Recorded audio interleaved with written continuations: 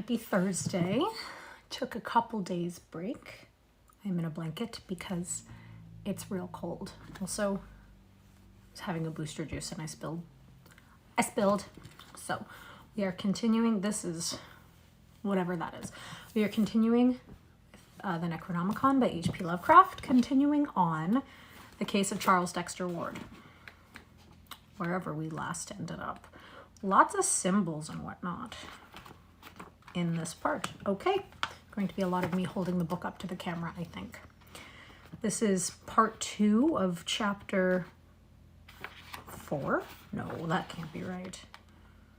No, 5. Part 5 is called A Nightmare and a Cataclysm. Yes, okay. So part 2 of chapter 5, or chapter 2 of part 5. Whatever.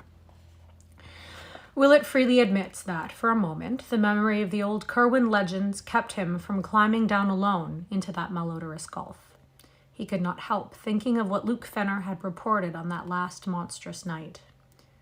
Then duty asserted itself, and he made the plunge, carrying a great valise for the removal of whatever papers might prove of supreme importance.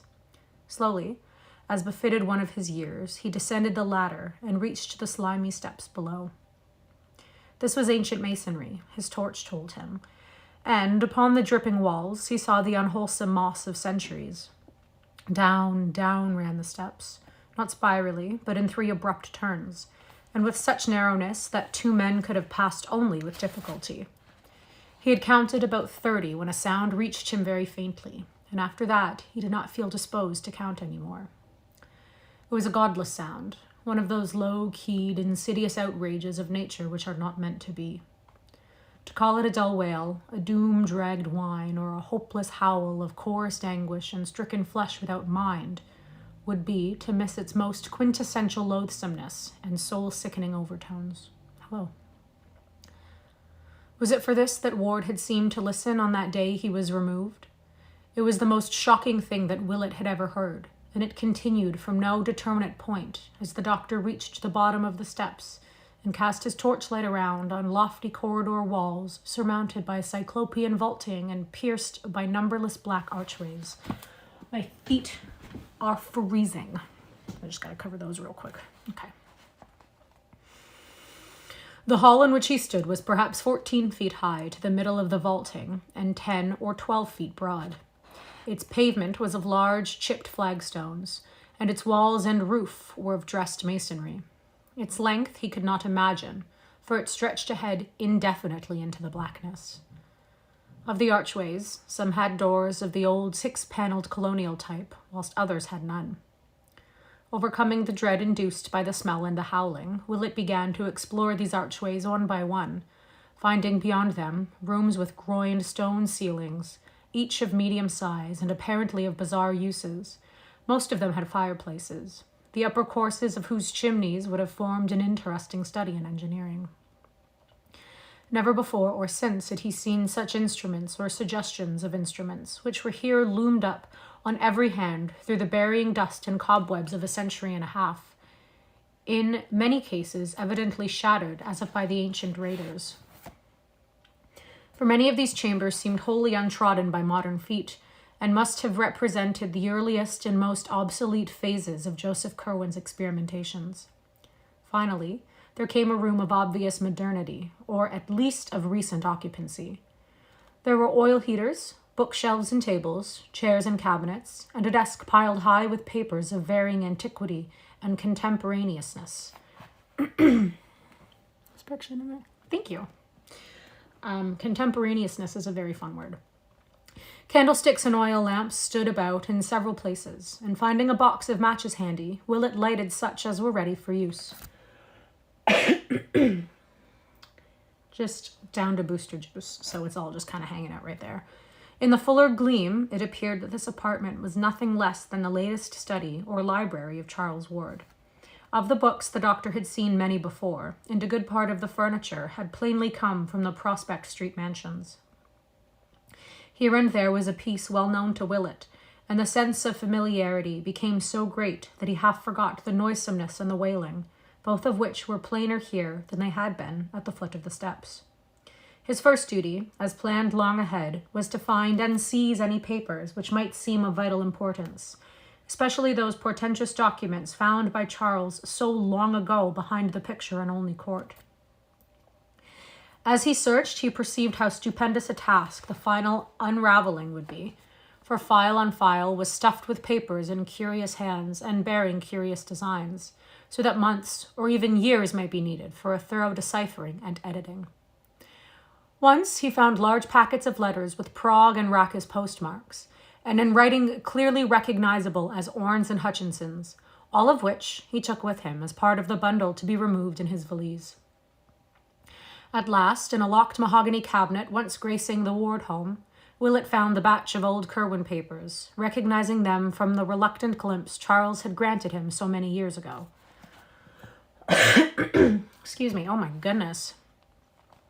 The youth had evidently kept them together very much as they had been when he found them, since all the titles recalled by the workmen were present, except the papers addressed to Orne and Hutchinson, and the cipher with its key. Willett placed the entire lot in his valise, and continued his examination of the files. Since young Ward's immediate condition was the greatest matter at stake, the closest searching was done among the most obviously recent matter. And in this abundance of contemporary manuscript, one very baffling oddity was noted.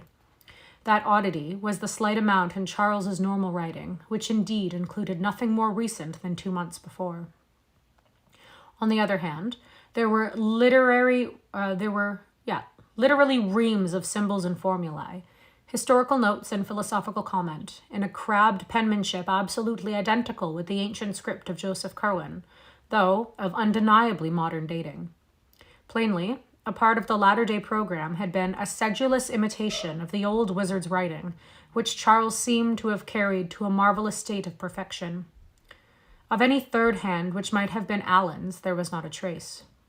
If he had indeed come to be the leader, he must have forced young Ward to act as his amanuensis?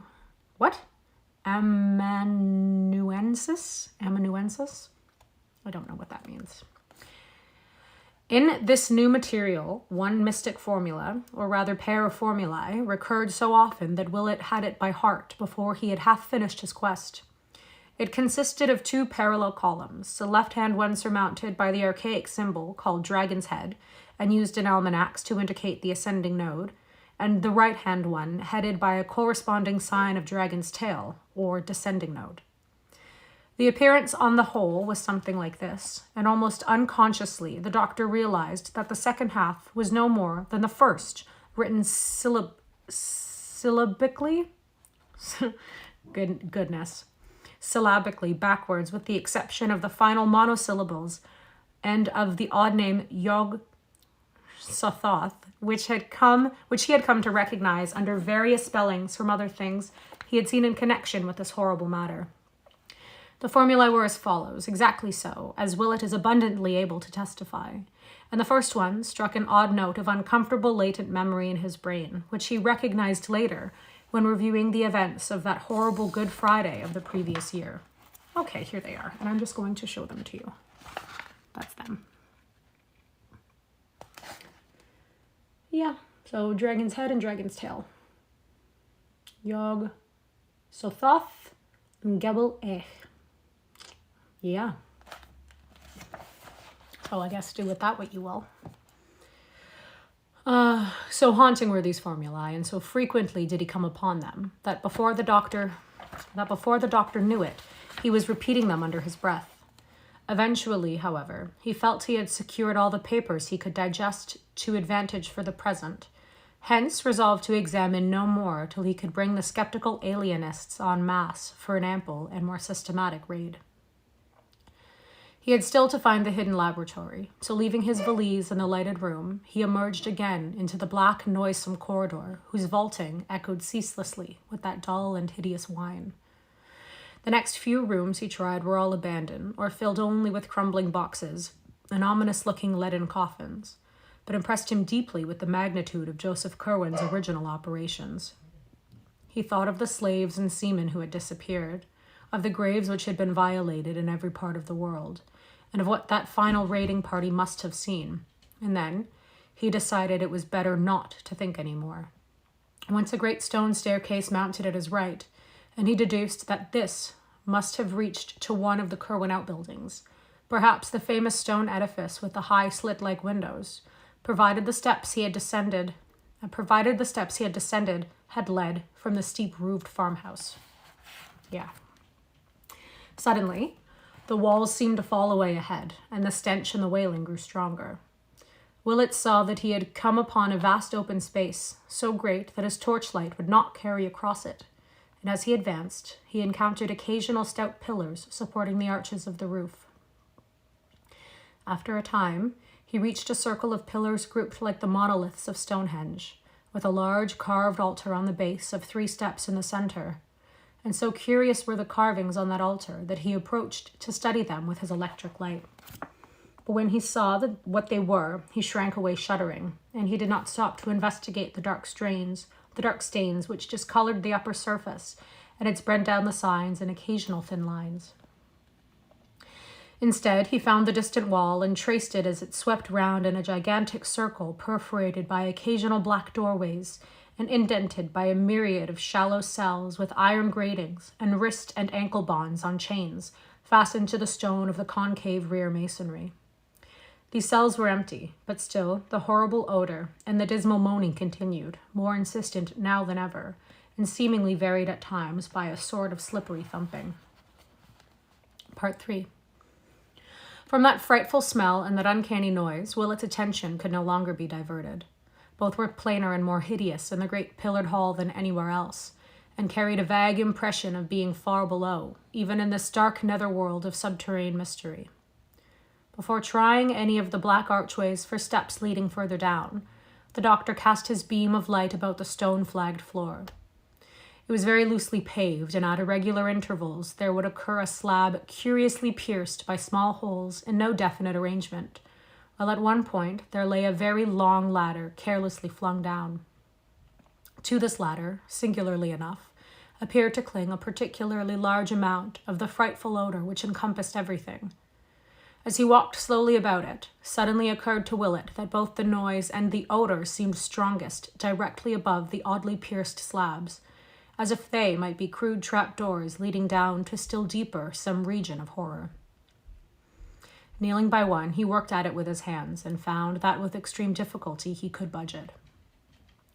At his touch, the moaning beneath ascended to a louder key, and only with vast trepidation did he persevere in the lifting of the heavy stone. A stench unnameable now rose up from below, and the doctor's head reeled dizzily as he laid back the slab and turned his torch upon the exposed square yard of gaping blackness. I need lip balm. I don't have any.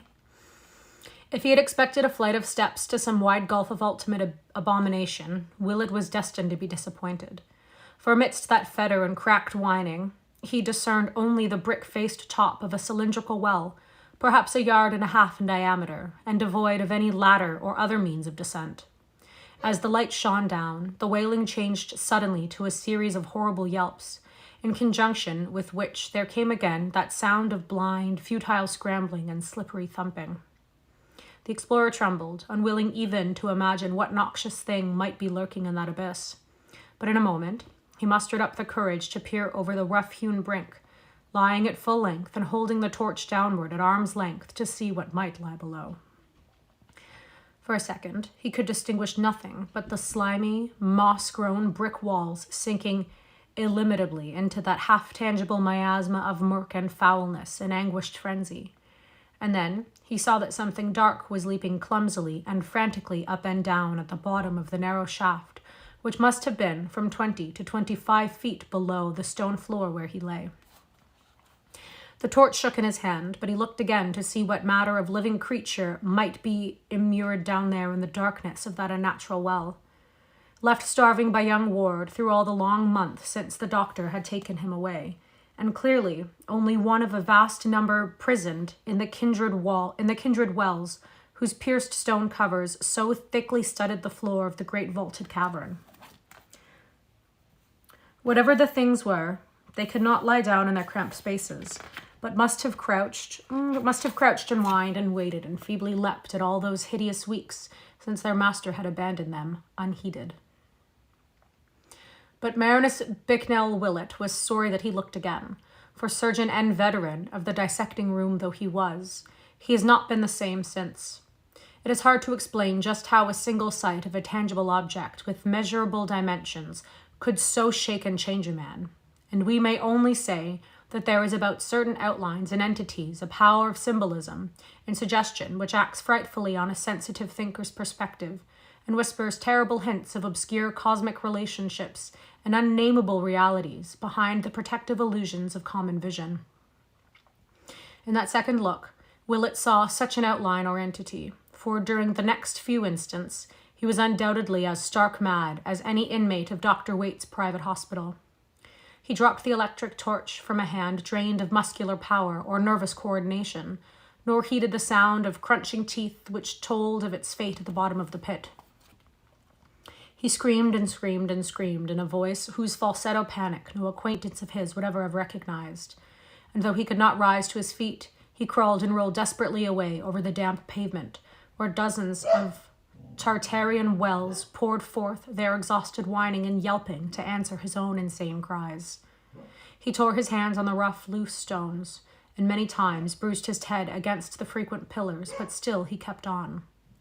Then at last, he slowly came to himself in the utter blackness and stench, and stopped his ears against the droning wail into which the burst of yelping had subsided. He was drenched with perspiration, and without means of producing a light, stricken and unnerved in the abysmal blackness and horror, and crushed with a memory he never could efface. Beneath him, dozens of those things still lived, and from one of the shafts the cover was removed. He knew that what he had seen could never climb up the slippery walls, yet shuddered at the thought that some obscure foothold might exist. What the thing was, he would never tell. It was like some of the carvings on the hellish altar, but it was alive. Nature had never made it in this form, for it was too palpably unfinished. The deficiencies were of the most surprising sort, and the abnormalities of proportion could not be described. Willett consents only to say that this type of thing must have represented entities which Ward called up from imperfect salts, and which he kept for servile or ritualistic purposes. If it had not had a certain significance, its image would not have been carved on that damnable stone. It was not the worst thing depicted on that stone, but Willett never opened the other pits. At the time, the first connected idea in his mind was an idle paragraph from some of the old Curwen data he had digested long before, a phrase used by Simon or Jedediah Orne in that portentous confiscated letter to the bygone sorcerer. Certainly, there was nothing but ye liveliest awfulness in that which H raised up from what he could gather only a part of. Then horribly, supplementing rather than displacing this image, there came a recollection of these ancient lingering rumors anent the burned and twisted thing found in the fields a week after the Curwen raid. Charles Ward had once told the doctor what old Slocum said of that subject, that it was neither thoroughly human nor wholly allied to any animal which Pawtuxet folk had ever seen or read about. Those words hummed in the doctor's mind as he rocked to and fro, squatting on the nitrous stone floor. He tried to drive them out and repeated the Lord's Prayer to himself, eventually trailing off into a mnemonic hodgepodge like the modernistic wasteland of Mr. T.S. Eliot, and finally reverting to the oft-repeated dual formula he had lately found in Ward's underground library. Yainignag Yog Sho Thoth. Yeah, and so on till the final underlines row. It seemed to soothe him, and he staggered to his feet after a time, lamenting bitterly his fright-lost torch and looking widely about for any gleam of light in the clutching inkiness of the chilly air. Think he would not, but he strained his eyes in every direction for some faint glint or reflection of the bright illumination he had left in the library. After a while, he thought he detected a suspicion of a glow infinitely far away, and toward this he crawled in agonized caution, on hands and knees amidst the stench and howling, always feeling ahead, lest he collide with the numerous great pillars or stumble into the abominable pit he had uncovered. My foot is asleep. Take a break from the story to tell you that. Okay. Once his shaking fingers touched something which he knew must be the steps leading to the hellish altar, and from this spot he recoiled in loathing. At another time, he encountered the pierced slab he had removed, and here his caution became almost pitiful. But he did not come upon the dread aperture after all, nor did anything issue from that aperture to detain him. What had been down there made no sound nor stir. Evidently, its crunching of the fallen electric torch had not been good for it. Each time Willet's fingers felt a perforated slab, he trembled. His passage over it would sometimes increase the groaning below, but generally would produce no effect at all, since he moved very noiselessly. Several times during his progress, the glow ahead diminished perceptibly, and he realized that the various candles and lamps he had left must be expiring one by one. The thought of being lost in utter darkness without matches amidst this underground world of nightmare labyrinths impelled him to rise up to his feet and run, which he could safely do now that he had passed the open pit. For he knew that once the light failed, his only hope of rescue and survival would lie in whatever relief party Mr. Ward might send after missing him for a sufficient period. Presently, however, he emerged from the open space into the narrow corridor and definitely located the glow as coming from a door on his right. In a moment, he had reached it and was standing once more in young Ward's secret library, trembling with relief and watching the sputterings of that last lamp which had brought him to safety.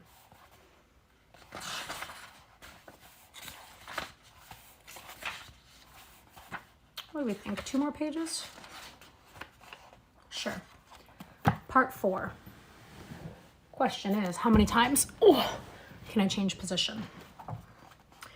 Part 4. In another moment, he was hastily filling the burned-out lamps from an oil supply he had previously noticed, and when the room was bright again, he looked about to see if he might find a lantern for further exploration. For racked though he was with horror, his sense of grim purpose was still uppermost, and he was firmly determined to leave no stone unturned in his search for the hideous facts behind Charles Ward's bizarre madness. Failing to find a lantern, he chose the smallest of lamps to carry, also filling his pockets with candles and matches, and taking with him a gallon can of oil, which he proposed to keep for reserve use in whatever hidden laboratory he might uncover beyond the terrible open space with its unclean altar and nameless covered wells. His sentences are long. I say this every time, but they are. To traverse that space again would require his utmost fortitude, but he knew it must be done.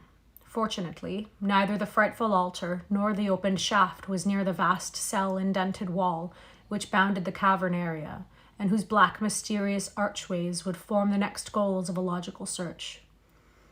So Willett went back to that great pillared hall of stench and anguished howling, turned down his lamps to avoid any distant glimpse of the hellish altar, or of the uncovered pit with the pierced stone slab beside it. Most of the doorways led merely to small chambers, some vacant and some evidently used as storerooms, and in several of the latter he saw some very curious accumulations of various objects.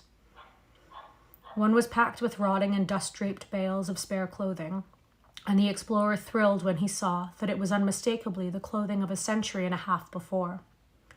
In another room, he found numerous odds and ends of modern clothing, as if gradual provisions were being made to equip a large body of men. But what he disliked most of all were the huge copper vats which occasionally appeared, these and the sinister incrustations upon them. He liked them even less than the weirdly figured leaden bowls whose ruins retained such obnoxious deposits and around which clung repellent odors perceptible above even the general noisomeness of the crypt. When he had completed about half the entire circuit of the wall, he found another corridor like that from which he had come, and out of which many doors opened. This he proceeded to investigate, and after entering 3 rooms of medium size and of no significant contents, he came at last to a large oblong apartment whose business-like tanks and tables, furnaces and modern instruments, occasional books and endless shelves of jars and bottles proclaimed it indeed the long-sought laboratory of Charles Ward, and no doubt of old Joseph Curwen before him.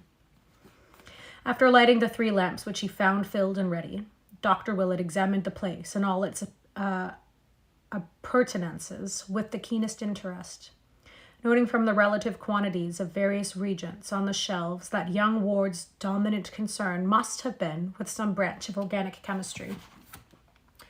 On the whole, Little could be learned from the scientific ensemble, which included a gruesome-looking dissecting table, so that the room was really rather a disappointment.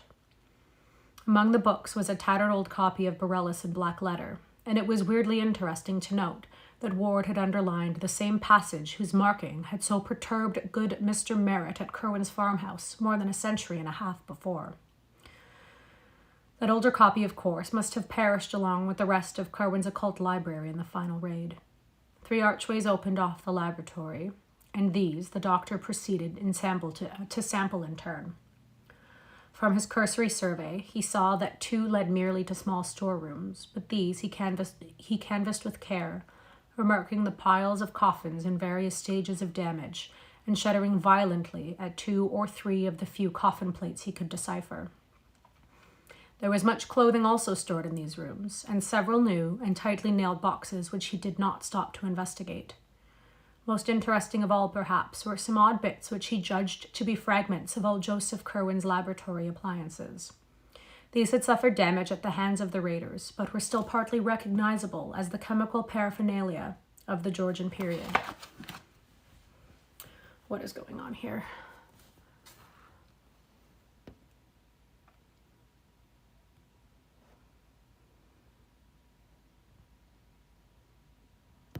Thank you. That's very kind. I had the blanket over my shoulders because I was cold. That's very kind. Thank you. The 3rd archway led to a very sizable chamber entirely lined with shelves and having in the center a table bearing 2 lamps. These lamps Willett lighted, and in their brilliant glow studied the endless shelving which surrounded him. Some of the upper levels were wholly vacant, but most of the space was filled with small, odd-looking leaden jars of 2 general types, one tall and without handles, like a Grecian lakithos or oil jug, and the other with a single handle and proportioned, like a Phalarian jug. All had metal stoppers and were covered with peculiar-looking symbols molded in low relief. In a moment, the doctor noticed that these jugs were classified with great rigidity. All the lakithoi,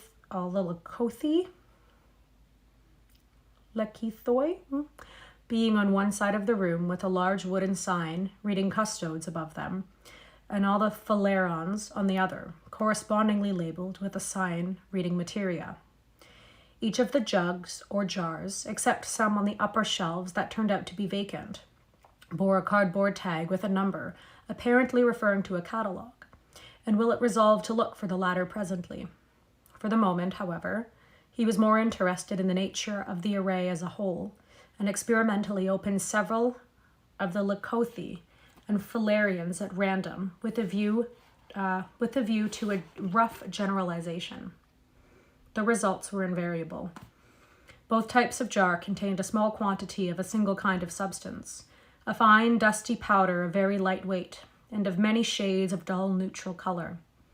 To the colors which formed the only point of variation, there was no apparent method of disposal, and no distinction between what occurred in the lakothi and what occurred in the Phalarians. A bluish-gray powder might be by this side of a pinkish-white one, and any one of the Phalarian might have its exact counterpart in a lakothis. The most individual feature about the powders was their non-adhesiveness. Willett would pour one into his hand, and upon returning it to its jug, would find that no residue whatever remained on his palm. The meaning of the 2 signs puzzled him, and he wondered why this battery of chemicals was separated so radically from those in glass jars on the shelves of the laboratory proper. Custodes, materia, that was the Latin for guards and material, respectively. And then there came a flash of memory as to where he had seen that word guards before in connection with this dreadful mystery. It was, of course, in the recent letter to Dr. Allen, purported to be from old Edward Hutchinson, and the phrase had read, "There was no need to keep the guards in shape and eating off their heads, and it made much to be found in case of trouble, as you too well know." The dog is barking. He drives me nuts. Ace! Goodness gracious. What did this signify? But wait, was there not still another reference to guards in this letter? Back in the old non-secretive days, Ward had told him of the Eleazar Smith diary recording the spying of Smith and Whedon on the Curwen farm, and in that dreadful chronicle there had been a mention of conversations overheard before the old wizard betook himself wholly beneath the earth. There had been, Smith and Whedon insisted, terrible colloquies wherein figured Curwen, certain captives of his, and the guards of those captives. Those guards, according to Hutchinson or his avatar, had eaten their heads off, so that now Dr. Allen did not keep them in shape. And if not in shape, how save as the salts to which it appeared this wizard band was engaged in reducing as many human bodies or skeletons as they could. I'm in the mod. Let me ban this bot. Advisory Freak 7 MPP. There, I got you. Oh, okay, we may just have to stop. And if not in shape, how save as the salts to which it appears this wizard band was engaged in reducing as many human bodies or skeletons as they could. So that was what these lekithoi contained, the monstrous fruit of unhallowed rites and deeds, presumably won or cowed to such submission as to help when called up by some hellish incantation in the defense of their blasphemous master or the questioning of those who were not so willing. Willett shuddered at the thought of what he had been pouring in and out of his hands, and for a moment felt an impulse to flee in panic from that cavern of hideous shelves with their silent and perhaps watching sentinels. Then he thought of the materia, and the myriad phaleron jugs on the other side of the room. Salts, too, and if not the salts of guards, then the salts of what? God. Could it be possible that here lay the mortal relics of half the Titan thinkers of all the ages, snatched by supreme ghouls from crypts where the world thought them safe, and subject to the beck and call of madmen who sought to drain their knowledge for some still wilder end whose ultimate effect would concern, as poor Charles had hinted in his frantic note, all civilization, all natural law, perhaps even the fate of the solar system and the universe? And Marinus Becknell Willett had and Marinus Bicknell Willett had sifted their dust through his hands. Goodness. What do you mean you don't think the ban worked? He's not there anymore. Right? Yeah. Okay. Yeah. I think that's just where we're going to stop. Yeah, some tricky language and I'm tripping over my words and my dog is barking. So I will upload this on YouTube. Same name as this channel, K.A. Reads Classics. That's all one word, no space. And I hope everyone has a great day. Oh, we'll be able to finish it tomorrow. Great. Okay, we'll finish the story tomorrow. Hope everyone has a great day. Thanks for reading with me. Bye.